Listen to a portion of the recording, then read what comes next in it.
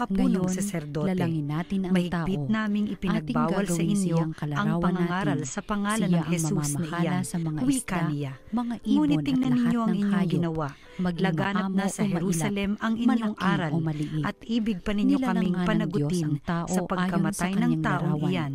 Lumalang Ngunit siya sumagot ng si isang Pedro lalaki at at isang ang ibang babae, mga apostol. at sila'y Ang pinagpala. Diyos ang dapat Wika naming niya, sundin, hindi ang magpakarami tao. kayo at punuin Ang Diyos ng inyong ng mga ating mga supling ang ninuno buong ang daigdig muling bumuhay at kay pamahalaan Jesus ito. na pinatay ninyo Binibigyan ng ko kayo inyong ng ipabitay sa kapangyarihan krus. sa mga isda, Iniakyat sa siya mga ng Diyos ibon, sa kanyang at sa kanan lahat ng bilang maiilap na tagapanguna hayop, at maging tagapagligtas malalaki o upang maliliit. bigyan ng Bibigyan pagkakataon ko rin ang kayo mga ng lahat ng Israelita uri ng na butil magsisit at tumalikod mga sa bungang kanilang mga kahoy na inyong kasalanan, makakain. at sa gayon Ang lahat ng sila'y halamang patawarin. luntian ay ibibigay Saksi ko kami naman sa mga sa bagay na maiilap ito, na hayop, kami at ang malaki mga man o Espiritu maliit, Santo at sa na lahat ng mga ipinagkaloob ng ibon. Diyos At ito sa mga nga ang tumatalima nangyari. sa Kanya. Pinagmasdan ng Diyos ang Nagnitnit lahat sa niyang galit ang ginawa, mga at bumubuo ng lubos siyang Sanhedrin nasiyahan. nang marinig ito. Dumaan ang gabi Ibig at nilang sumapit ipapatay ang ang umaga. mga apostol, Ito ang ang ika-anim salita na ng araw. Diyos. Gayon Salamat nilikha ng sa Diyos Diyos. ang lupa, ang langit at ang lahat ng bagay na naroroon. Sa loob ng 6 na araw, Dukhang tinapos sa niyang Diyos likhain tumatawag ang ay lahat ng Kanyang ito, inililigtas. at siya'y nagpahinga sa Panginoon, ikapitong aking araw. laging pupurihin. Pinagpala niya Sa ang pasasalamat ikapitong di araw ako at titigil. itinangi, Ang galing ng sapagkat poon sa araw na hanaping ito siya masikap. nagpahinga, Yaong nagtiwala matapos sa Kanya't likhain ang naligtas lahat. ay maituturing na Ang taong salita ng mapalad. Diyos. Dukhang sa Poon Diyos kami tumatawag ay pagpalain at Kanyang iyong inililigtas. pagtagumpayin. Nililipol niya Wala yaong pa ang mga masasama bundok, hanggang hindi sa mo pa mapawi sa nilalang, isip ng hindi mo madla. pa nililikha Agad itong dinirinig buong daing ng daigdigan. matuwid. Ikaw noon ay Inililigtas Diyos sila na sa mga pagkat panganib. ikaw walang hanggan. Dukhang sa Diyos Poon tumatawag kami ay Kanyang pagpalain at iyong inililigtas. pagtagumpayin. Tumutulong siya sa Yaong taong nasisiphayo. nilikha mo'y Ang walang bumabalik sa pag-asa ay alabok. hindi Sa lupa binibigo. ay Ang nagbabalik taong kapag iyong matuwid iniutos. masuliranin man Ang sa sanlibong tulong mga ng taon poon ay agad para bang isang maiibsan. araw. Sa mata Dukhang mo, sa Diyos Panginoon, isang tumatawag kisap ay mata Kanyang lamang, isang inililigtas. saglit na magdamag na ito ay dumaraan. Ang mabuting Poon balita ng kami Panginoon pagpalain at ayon kay iyong San Juan. pagtagumpayin.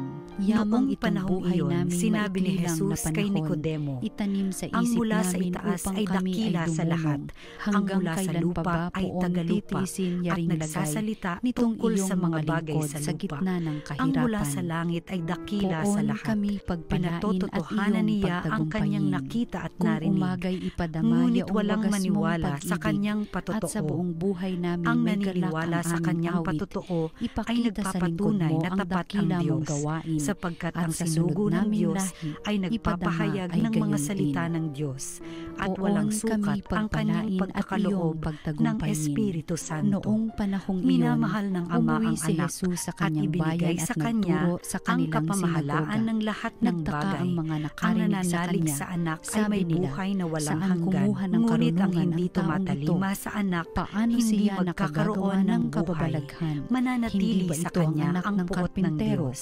Hindi ba Ang si mabuting Maria, balita kanyang ina, ng at sina Panginoon. Santiago, Pinupuri Jose, ka namin, Simon at Panginoong Judas ang kanyang Hesukristo. mga kapatid na lalaki, at dito nakatira ang kanyang mga kapatid na babae? Hindi ba? Saan niya natutunan ang lahat ng ito at ayaw nilang kilanlin siya? Kaya't sinabi ni Jesus sa kanila, ang propeta'y iginagalang kahit saan, liban sa kanyang sariling bayan at sa kanyang sariling sambahayan.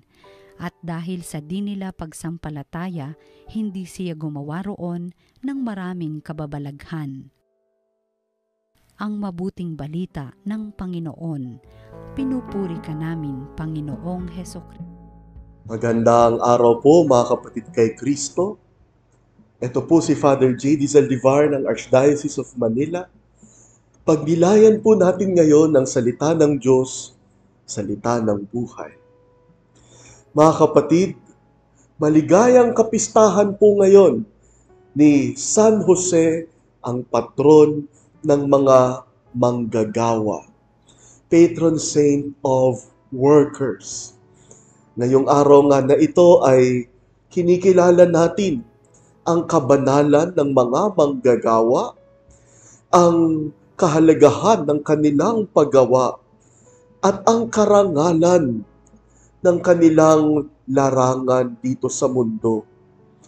Alam niyo po, sa Genesis pa lamang, nung nilikha ng Diyos ang mundo, siya ay inilarawan bilang isang manggagawa. The work of creation was done by a laborer. At ang Diyos sa makatuwid ay nakiisa. No? Siya ang nauna pa nga sa gawain ng pagtatrabaho. Manual laborer. Kaya naman mga kapatid, ipagdangal po natin lahat ng mga manggagawa, lahat ng mga karaniwang obrador na kumikilos dito sa ating mundo upang bawat isa ay makapag-ambag sa pagpapabuti ng ating lipunan at ng bawat isang mamamayan. Alam niyo po, sa Gospel ni St. Matthew, ang ating Panginoon ay itinatwa ng sarili niyang mga kababayan dahil isa siyang anak ng manggagawa. Isang anak ng karpintero. Subalit, hindi yon alintana kay Jesus. Hindi kailangang maging ekstraordinaryong tao para kilalanin bilang Mesiyas. Para kay Jesus, ang Mesiyas ay pwedeng maging anak ng isang ordinaryong manggagawa na katulad ni San Jose. At yan mga kapatid, ang kabanalan ni San Jose. Hindi siya katulad ng ibang mga santo na narinig natin na namatay dahil sa pananampalataya, napakatapang o napakatalino, nakapagturo ng mahuhusay ng mga bagay. O di kaya naman ay namuno sa mga malalaking komunidad ng mga Kristiyano. Hindi po yan nagawa ni San Jose lahat. Wala siyang milagro. Wala siyang speaking in tongues. Yung ibang santo lumilipad pa. Hindi yun nagawa ni San Jose. Si Padre Pio, nagbabaylokit. Natatagpuan sa dalawang magkaibang lugar sa makaparehong panahon o oras. Hindi yun ginawa ni San Jose. Si San Jose, napaka-ordinaryo. Isang karaniwang tao. At ang ginawa niya ay ang mga karaniwang bagay ng isang ordinaryong ama. Kaya mga kapatid, ito ang kabanalan na handog ni San Jose para sa ating lahat. Pwedeng maatim, pwedeng matamo at makamit ang kabanalan kahit sa ordinaryong paggawa lamang. At ano ang nagpabanal kay San Jose?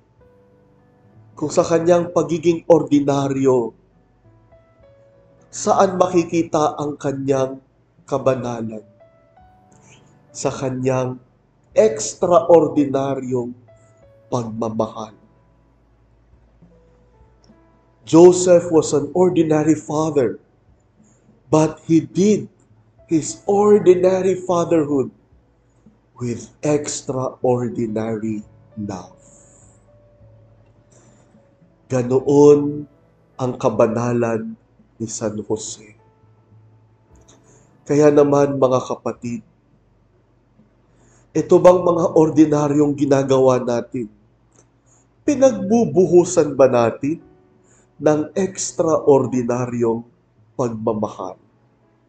Minsan kasi, magiging extraordinaryo lang ang pagbubuhos natin ng sarili kung extraordinaryo ang sitwasyon. Hindi ganon kay San Jose. Kay San Jose, kahit yung ordinaryo, binubuhusan niya ng pagmamahal na extraordinaryo. Halimbawa, nagsipilyo kayo kanina, ordinaryo naman yun. Baka naman pinalipas nyo lang ang pagsisipilyo.